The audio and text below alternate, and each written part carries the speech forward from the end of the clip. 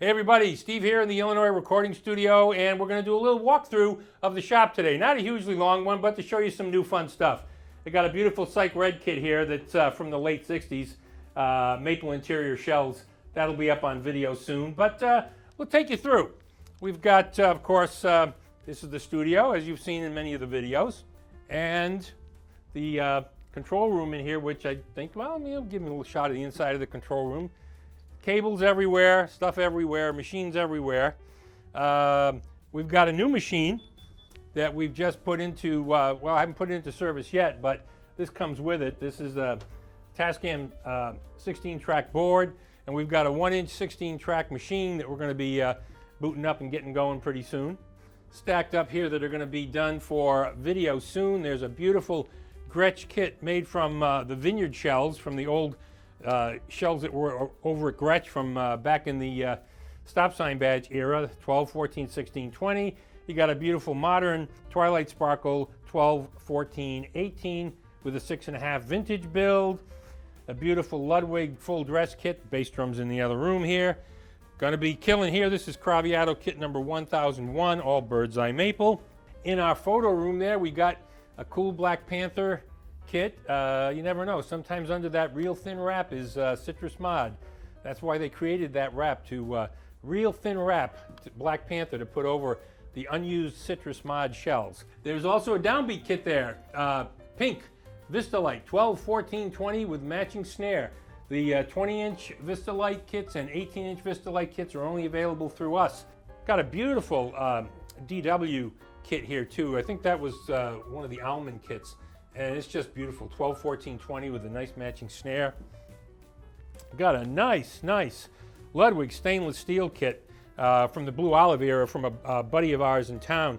13, 16, 18, and a 24 with the original rail consulate tom holder, which is really rare.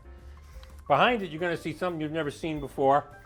This is green marine pearl that Gretsch did between the end of the round badge era and the beginning of the stop sign badge era. So in that area of 69, and it was only done for 2 years. But this is the only one of its kind that I've ever seen. It's a 12, 13, 14, and 15 rack toms, 16 and 18 floors, and two 24-inch bass drums, and it's crazy. We're laying down the seam lift on a couple of drums. We'll have video on that pretty soon. And we've got, various and sundry other kits over here from Ludwig. That we've got another Smoke Vistalite 20-inch bass drum kit there. And like I said, we've got about 31 of those Vistalite kits coming in all the different solid colors. We've got amber, blue, red, green, clear, pink, yellow, and smoke. I got them all because I'm amazed. This kit we're not even going to talk about. That's just forget it. All right, and then this is a great kit, man. This Gretsch kit was the round badge kit used by Larry Bunker in the mid-60s when he played with Bill Evans. It's crazy cool. 12, 14, 20. It's got the Ludwig chrome over brass Superphonic 400 that he used with that same kit. And these are all his cymbals as well and his cases. Very, very cool kit. Got something else here you ain't going to see too often, if ever again. Ludwig Oyster Pink. Ludwig reissued Oyster Pink this year, but this is the original. And the original Oyster Pink was done during the transition badge era, so you're talking about the late 50s, the blue and gold badge. And it was never cataloged, and according to our good buddy Bunny Carlos, we think there were about maybe 125 or 30 total drums made.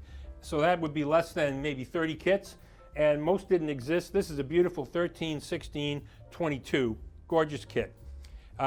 Beautiful Rogers. My favorite champagne sparkle of all is Rogers, and that's a beautiful 13, 16, 22 from the 60s. Got a gorgeous blue Club Date kit here. Got a DW Timeless Timber kit we're selling for a customer of ours. And of course some beautiful burgundy sparkle Gretsch. Really nice Yamaha. It's a Birch Custom Absolute kit. Nice kit. 10, 12, 14 with a 20. Deep 20, but cool kit. That's great stuff. And various and sundry other Gretsch that we've got over here. We've got a lot of stuff on order that's just still making its way through the supply chain stuff. So it's getting here, but a little slower than I'd like. And in here there's nothing brand new in here, but just for fun anyway, give you a little quick tour of this for the video. We've got Louis Belson's kit over there, the Dynasonic, for which is in my office. course, my copper Slingerland kit, one of my favorites.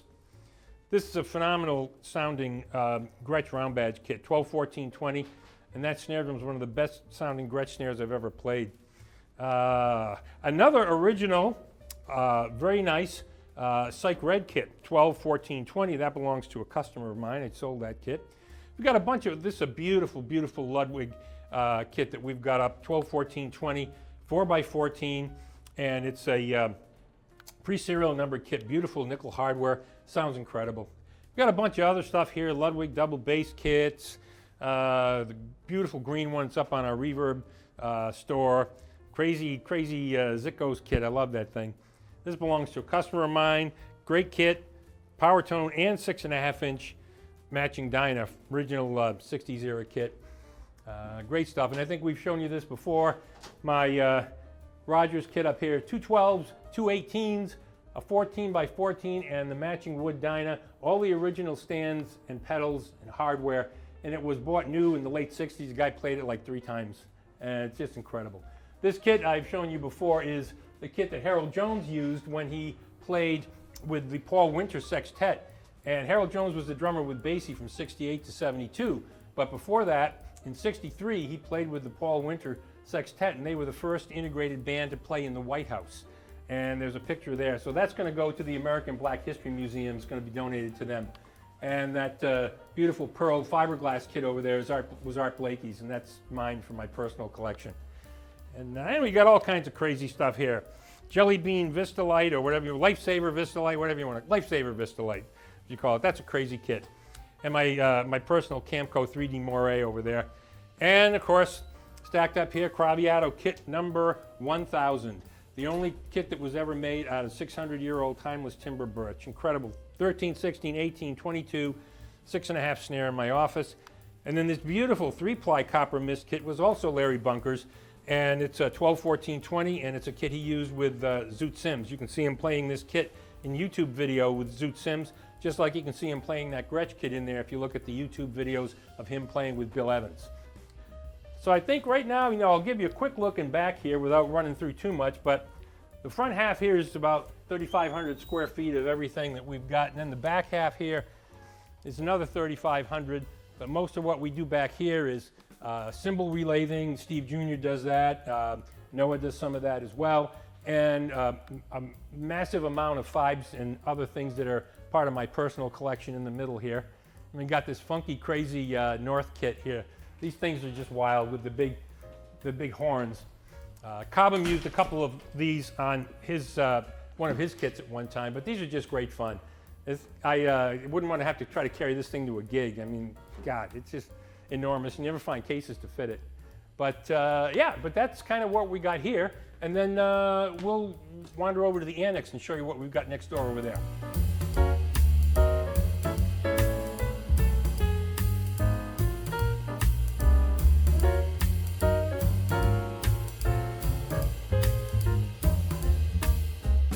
Okay, so this is our, what we call the annex, and it's another 4,000 square feet. It's basically just open warehouse.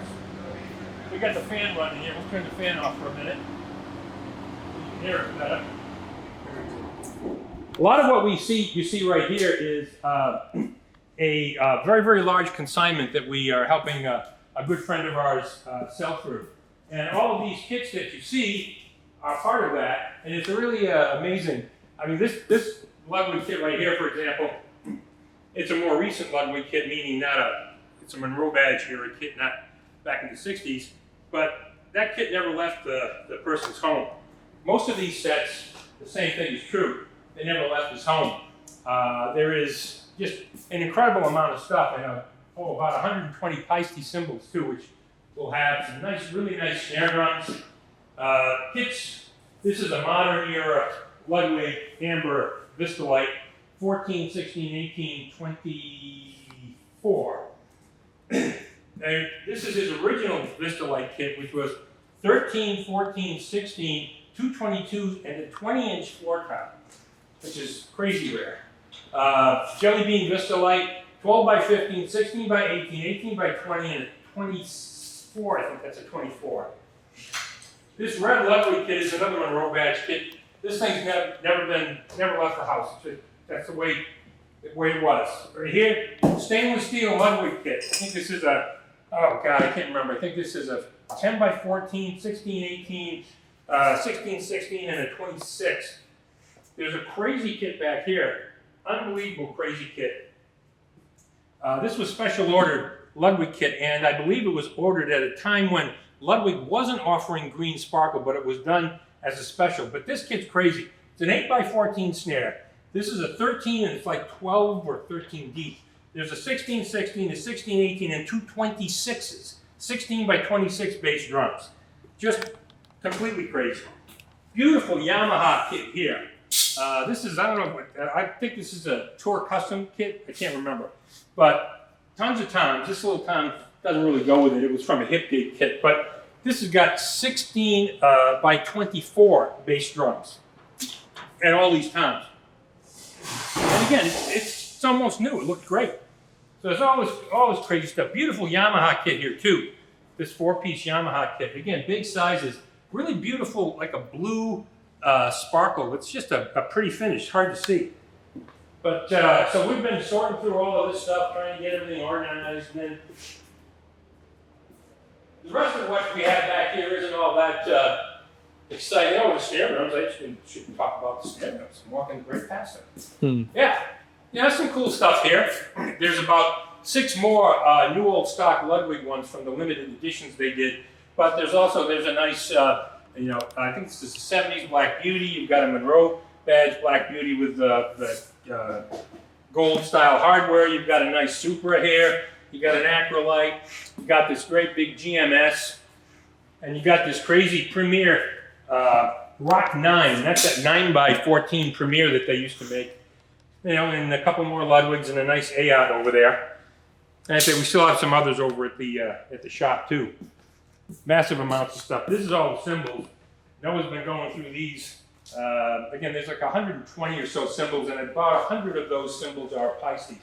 And most of them are new old stock. Some of them are still, here's and stuff like this. It's still in the plastic bag. The cymbal's still in the plastic bag. So this guy was a great collector and loved stuff, and sometimes he would buy one to play and buy one to put aside as a spare. He got some bass drum pedals, and then just I forgot totally about this. The Pisces S-Browns. You need like 3 people to help you carry this thing. This is cymbal material, and these things are just incredible. Pisces cymbal material. And Jeff Ochiltree made these. Jeff, great master of building incredible drums. And these are just phenomenal sounding drums. Of course, they weigh, God, I don't know, what does this weigh, about 20 pounds? It's like a sack of potatoes or more. But they sound great. And this is back in the old days when Nickelworks was making strainers, and that was the state-of-the-art strainer at the time. But this is a great drum. It's a fantastic drum. They were very limited edition, and they sound wonderful. We'll do video on that one. Yeah, I almost forgot that one. And the rest of what you got back here is not all that interesting. We just have a bunch of stuff stored here. We've got all of our extra overstock of kits that we've got a bunch of Ludwig kits and boxes here, Gretsch, a whole bunch of stuff. And up a little further, I'll just give you a quick shot of the front section here. We can trim up. There's nothing exciting here, it's just a bunch of junk. But when we get on up in here, we've taken this space and revised it a little so that we can do 2 special things with it. One is when we do a jam session, we used to do them at the shop, and periodically we do them. Now we can do them over here, and we don't have to move anything around, because before you have to shovel everything around, and it was a pain in the neck. So we just set it up in here, and we've got piano in here, we've got electric piano, drum set, amplifiers, guitars, we've got everything that you can do right here. And then we also have a permanent space right here, which you've seen if you look at some of the podcasts we do. This is the podcast room. And we used to do before we used to do them in the shop, and again, we have to pull the table out, move stuff around. So when we got this space, we just set it up permanently to do all the podcasts in. So you see that background you've seen before, and so everything's right here, all the lighting's right here, the mics and the mixing board's right here. We just do it all in one shot and don't have to tear anything down. And then this is my quote-unquote office. It's designed this if I want to come sit and relax and Got the turntable over there, the sofa, some goofy lights, and a coffee machine. That's all I need. So there you have it. That's pretty much the whole gamut. 4,000 square feet over here, 7,000 over there, but we're using it all up. So any questions, of course, you know how to reach me, vintagedrums@aol.com, and hope you had fun.